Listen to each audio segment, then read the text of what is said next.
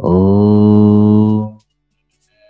भूर्भुवः स्वः तत्सवितुर्वरेण्यं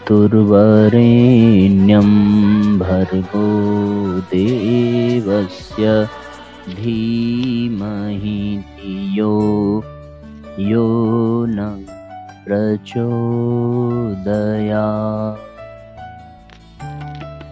ॐ सद्गुरु चरण कमलेभ्यो नमः।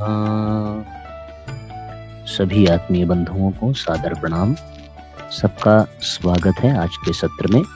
ऑनलाइन दैनिक स्वाध्याय का 700वां एपिसोड आज हम सभी प्रारंभ करने जा रहे हैं। 53वीं पुस्तक इस क्रम में चल रही है, जीवन की सर्वोपरि आवश्यकता आत्मज्ञान। आज का जो अध्याय है साथियों, उसका शीर्षक है आत्मज्ञान की आवश्यकता क्यों। इस शीर्षक के अंतर्गत परम पूज्य गुरुदेव लिखते हैं, आत्मा को क्यों खोजना चाहिए और उसकी ही जिज्ञासा क्यों करनी चाहिए। इसका उत्तर यही है कि संसार का वास्तविक तत्व आत्मा ही है, जो जरा मरण से रहित, शोक से मुक्त, नित्य और अविनाशी है। उसका ज्ञान हो जाने से मनुष्य उसी की भांति ही भय, शोक, चिंता और मरण धर्म से मुक्त हो जाता है।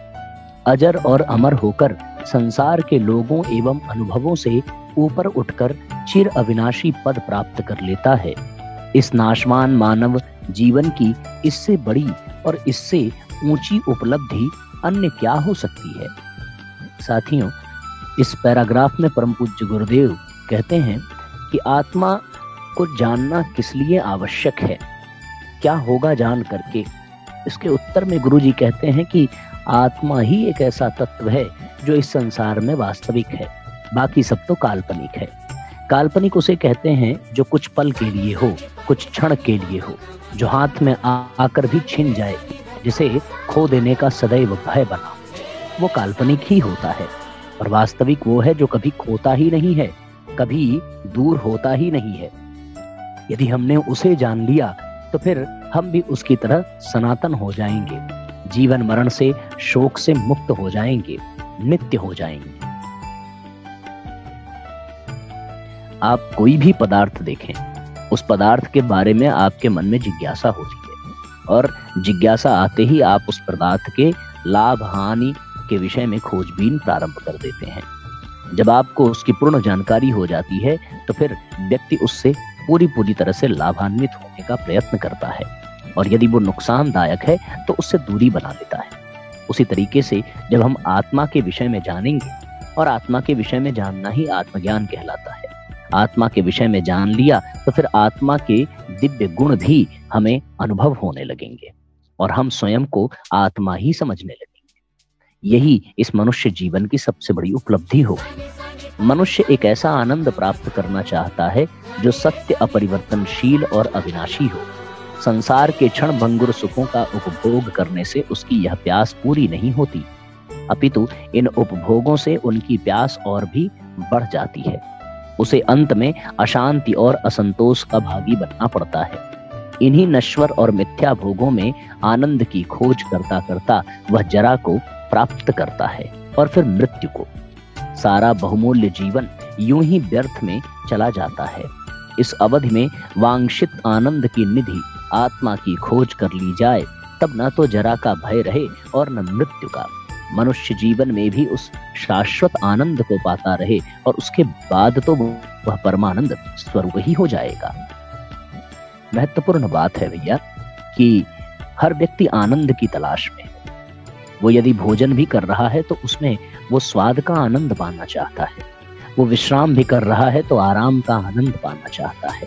वो संगीत भी गुनगुना रहा है तो फिर संगीत का आनंद पाना चाहता है। हर कार्य केवल और केवल आनंद की प्राप्ति के लिए, जिसमें उसे आनंद मिले, जिसमें उसे सुख मिले, जिसमें उसे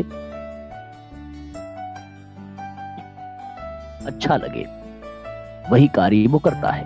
पर वास्तविक आनंद, वांछित आनंद की जो निधि है, वो केवल और केवल आत्मा में ही विद्यमान है।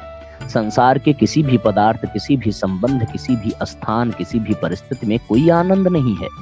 यदि है भी तो वो क्षण भर का, और जो क्षण भर का हो उसे आनंद नहीं कहते। वो तो केवल एक सुख है।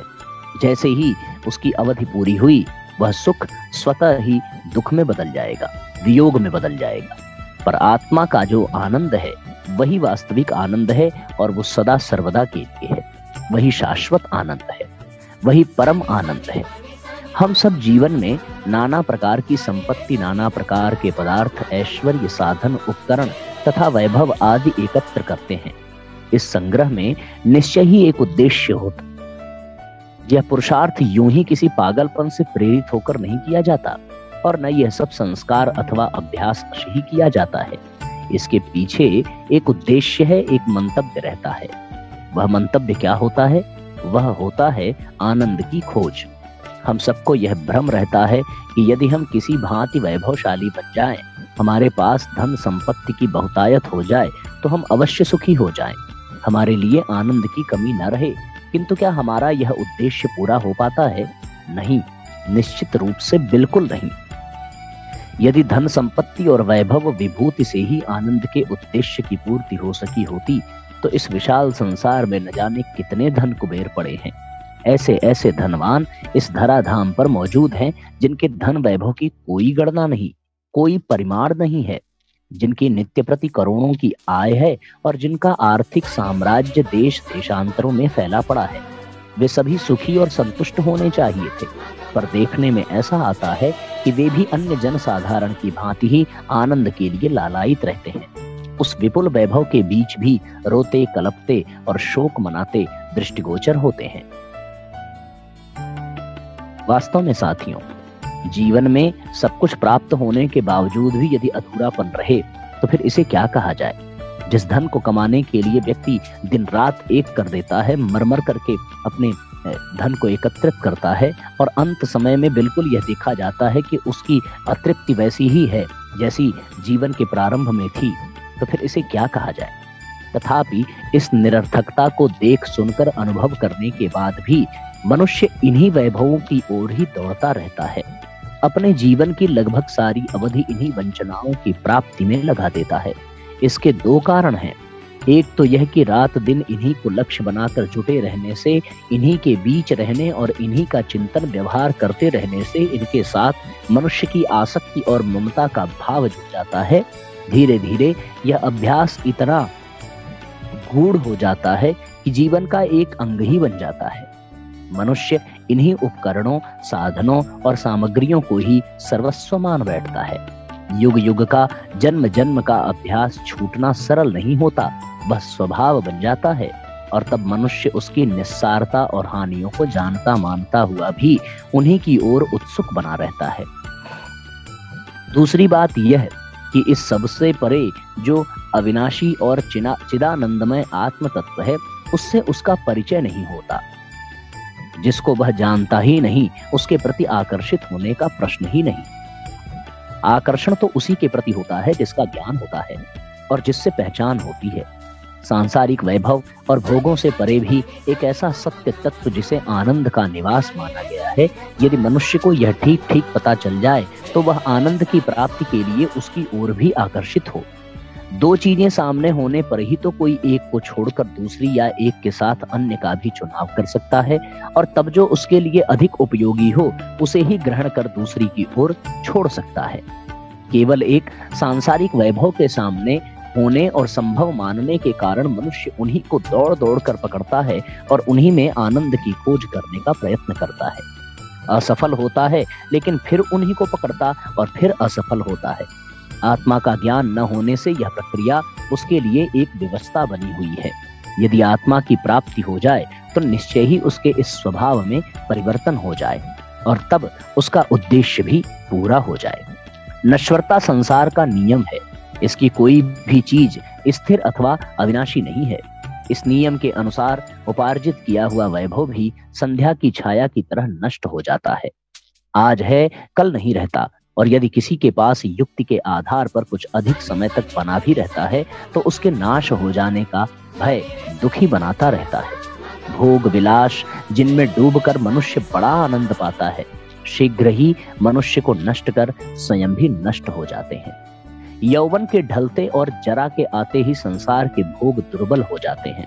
उनका झूठा आनंद भी ले सकने योग्य मनुष्य नहीं रह पाता। तब उनका ध्यान शूल की तरह शालता है। यदि मनुष्य प्रारंभ में ही इनको निस्सार मानकर इनका व्यसन न पाल ले, इनमें आसक्ति न जोड़ ले, तो बहुत हद तक इस मानसिक दुख से बच सकता है। पर अज्ञान के कारण वह स्वभावतः ऐसा कर ही नहीं पाता। कितनी सुंदर बात है साथी। वास्तव में यदि आत्मा के आनंद का एक अंश भी अनुभव कर लिया जाए, तो फिर निश्चय ही हम संसार के किसी भी आनंद में मछली की तरह से फंसेंगे नहीं। क्योंकि यहाँ प्राप्त होने वाली जितनी भी सुख सुविधाएं हैं, वो केवल और केवल कुछ पल, कुछ क्षण के लिए है। किसी को 5 साल के लिए मिल सकती हैं, किसी को 10 साल के लिए मिल सकती हैं, पर अंत सबका एक जैसा ही होता है। अंत समय में केवल और केवल पछताना ही पड़ता है। अंत समय में उसे जिस आनंद की तलाश थी, वो उससे तब भी कोसों दूर रहता है जितना कि प्रारंभ में था। ऐसी स्थिति में मनुष्य के सामने कोई तो उपाय होना ही चाहिए, और उपाय यही है कि वो ऐसे आनंद की तलाश में अपना प्रयत्न करे जो सदा है, जो सर्वदा है। हम जब तक युवा हैं तब तक भोगों को भोगें, पर वास्तव में सच्चाई ये है कि हम भोगों को नहीं भोगते, बल्कि वे भोग ही हमारे यौवन को भोगते हैं, और हमारा यौवन समाप्त होते ही वे हमें छोड़कर चले जाते हैं। भोग्यम न भुक्ता वयमेव भुक्ता, ये शास्त्र कहता है कि हम भोगते नहीं हैं, बल्कि हम भोगों के द्वारा भोगे जाते हैं। मनुष्य आनंद के लिए जिन सांसारिक संपदाओं का आधार लेता है, उनमें आनंद तो क्या पाता है, उल्टे उनके वियोग, अस्थिरता और परिवर्तनशीलता के साथ उनके विनाश की संभावना से बेचैन और दुखी रहता है। सारा जीवन इन नष्ट हो जाने वाले पदार्थों को रोकने में ही समाप्त कर देता है, और एक दिन स्वयं भी शरीर छोड़कर अनजान दिशा में चला जाता है। जिन पदार्थों को भोला मनुष्य सत्य समझकर पकड़ता है, वे सब स्वप्न की तरह असत्य सिद्ध होते हैं। सांसारिक भोगों में दिखने वाला आनंद कृत्रिम प्रकाश की तरह है, और तब जीवन में विषाद का घना अंधकार छा जाता है, जिसमें भटकते हुए ठोकर खाने के सिवाय कुछ भी शेष नहीं रह जाता।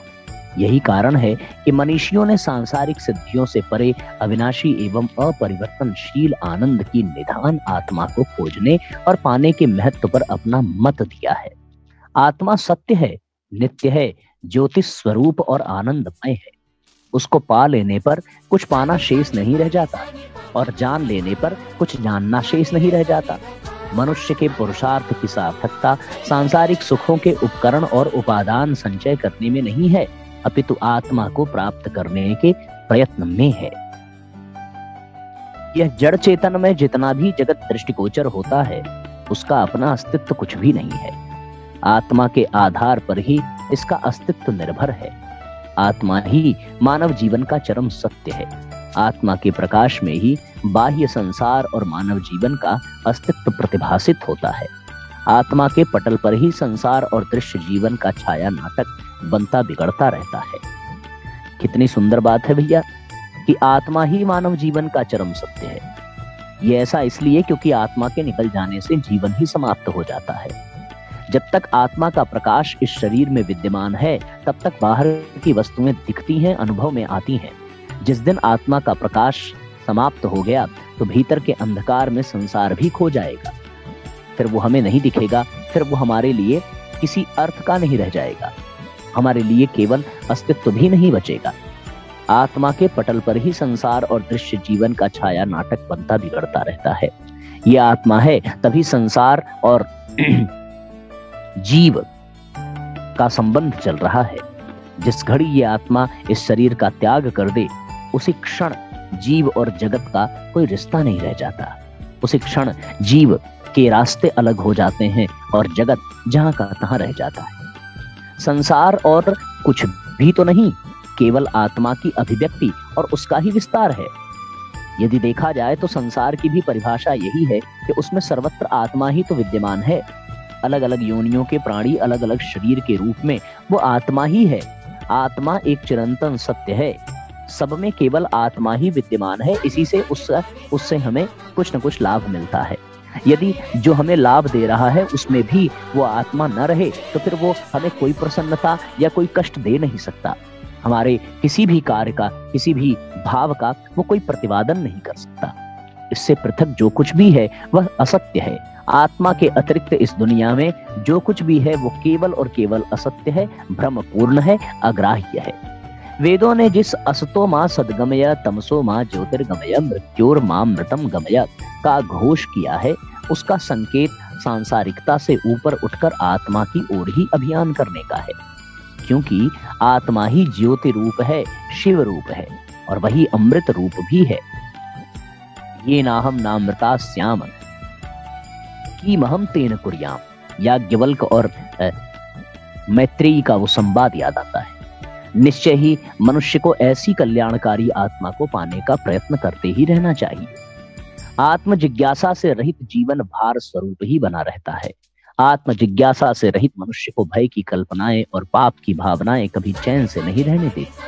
यदि सुखी, शांत और संतुष्ट जीवन बिताने की कामना है तो जीवन में आत्म जिज्ञासा को स्थान देना ही होगा, उसकी खोज करनी ही होगी। जितना समय मनुष्य अहंकार के पोषण में लगाता है, सांसारिक उपलब्धियों की लालसा में व्यतीत करता है, यदि उसमें से कुछ समय निकालकर आत्मा की खोज में लगाए तो मंगल मार्ग पर बहुत कुछ आगे बढ़ सकता है। अहंकार के वशीभूत होकर शारीरिक संतुष्टि तक सीमित रहने वाले अपनी भूल को तब समझ पाते हैं जब जीवन में पतझड़ का समय आ जाता है और शरीर पीले पत्ते की तरह गिर जाने की स्थिति में होता है। उस पटाक्षेप के समय उसे निश्चय ही संसार की असारता, असत्यता और भंगुरता का ज्ञान और आत्मा की चिरंतनता एवं अविनश्वरता की प्रतीति होती है। तब समय निकल चुका होता है, उस अंतिम समय में कुछ भी कर सकने का अवसर नहीं रहता। उस समय हाथ मलमल कर पछताने के सिवाय और कुछ भी शेष नहीं रह जाता। उस समय इस पश्चाताप के साथ संसार छोड़ने पर विवश होना पड़ता है और जिस सत्य की खोज के लिए सुरदुर्लभ मानव जीवन मिला था उसकी उपेक्षा कर हाय हम संसार की तुच्छ बातों में ही लगे रहे। हमने वह सब कुछ किया जो नहीं करना चाहिए था और वह सब कुछ भी नहीं किया जो कर्तव्य था। उस घड़ी उस आत्मा की उपेक्षा करने वाले व्यक्ति की क्या दशा होती हो, उसके हृदय में किस भयानक पछतावे और व्यवस्था की आग जलती होगी, इसे तो वही बतला सकता है जिन्होंने उस स्थिति का भोग किया है अथवा जो आगे चलकर एक दिन करेंगे। कितना अच्छा हो कि मनुष्य आवश्यकता भर अपने सांसारिक कर्तव्य करता रहे और बाकी का समय अध्यात्म मार्ग से आत्मा की खोज करने में भी लगाता रहे, तो उसके लोक परलोक एक साथ बनते चले। इस द्विमुखी साधना में जरा भी कठिनाई नहीं है। आत्म जिज्ञासु व्यक्ति संसार में रमता हुआ भी उसकी अंधेरी वीथियों में नहीं भटकने पाता। उसकी वह जिज्ञासा इसके साथ रहकर प्रकाश का काम करती रहती है। सांसारिक कर्तव्यों के बाद वह उसको उसी प्रकार मार्ग पर लौटा लाती है जिसका अनुसरण इस वेद वाक्य में चरितार्थ है। असतो मां सद्गमय तमसो मां ज्योतिर्गमय मृत्योर मां मृतम गमय। और तब मनुष्य का न केवल वर्तमान जीवन अपितु भूत भविष्य के भी सारे जीवन धन्य हो जाते हैं। देखो भैया, मरना तो तय है और वास्तव में इस संसार से विदा होना भी है। इसे व्यक्ति जितना जल्दी अनुभव कर ले, मानते तो सब लोग हैं, जानते तो सब लोग हैं, पर वैसा व्यवहार नहीं कर पाते, इसलिए इसे अनुभव कर ले। कल एक संगीत सुन रहा था मैं, वो याद आता है, उसकी पंक्तियां आप लोगों ने भी सुना होगा, बड़ा प्यारा निर्गुण है। भंवरवा के तोहरा संग जाई, भंवरवा के तोहरा संग जाई, के तोहरा संग जाई, भंवरवा के तोहरा संग जाई। आत्मा के विदा होने के लिए ये गीत लिखा गया है। वास्तव में बहुत मार्मिक है। इसका भी यही भाव है जो इन पंक्तियों में है। तो जब अकेले ही जाना है, सब कुछ छोड़कर ही जाना है, तो कम से कम जहां जाना है वहां के लिए तो चिंता किया जाए, वहां के लिए कुछ व्यवस्था बनाई जाए, वहां के लिए कुछ प्रयत्न, कुछ पुरुषार्थ किया जाए, कोई योजना बनाई जाए। और वो यही है कि हम आत्मज्ञान के जिज्ञासु बने, हम आत्मा को जानें और आत्मा को अनुभव करें। इस तरीके से आज का बहुत ही मार्मिक अध्याय पूर्ण हुआ साथियों। आज के सत्र को अब यहीं पर विराम देंगे। अगला अध्याय आत्मज्ञान से ही दुखों की निवृत्ति संभव है, यहाँ से हम लोग जो है क्रम को आगे बढ़ाएंगे। ओम भूर्भुवः स्वः तत्सवितुर्वरेण्यं भर्गो देवस्य धीमहि धियो यो नः प्रचोदयात्। सभी आत्मीय बंधुओं को सादर प्रणाम। सबसे विशेष प्रार्थना, आप सब शेयर और लाइक जरूर करें अधिक से अधिक। आज के सत्र को यहीं पे विराम देते हैं। सबको प्रणाम, सबको नमस्कार, सबको शुभ रात्रि।